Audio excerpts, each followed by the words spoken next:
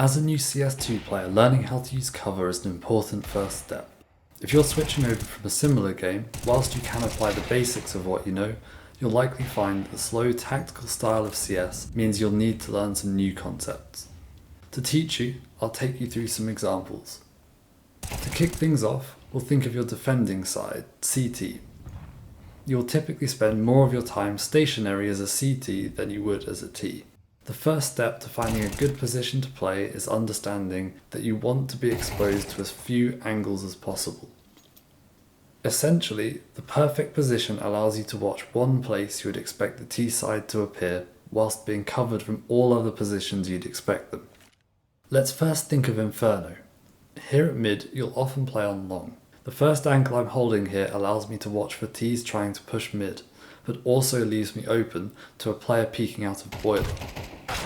By simply taking a step back or forward, I can reduce the number of angles I need to watch, meaning my crosshair is always well placed to deal with an enemy.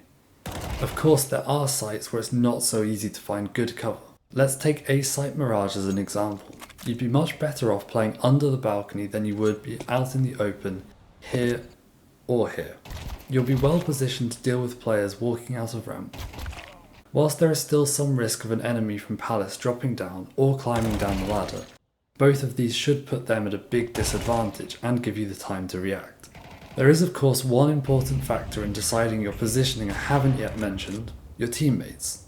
Awareness of how your teammates position and what they are watching will give you more options, but you will need to be checking your minimap to be sure they aren't leaving you for dead. If we go back to our Inferno example, a player inside apartments can prevent you having to worry about boiler, but be careful, your teammate could be smoked off, and there are two entrances to apartments, which can mean the T side are able to get past your teammate. If you're ever unsure your teammate has you covered, take a step back and take the safer angle. On the CT side, it's usually best to play cautiously.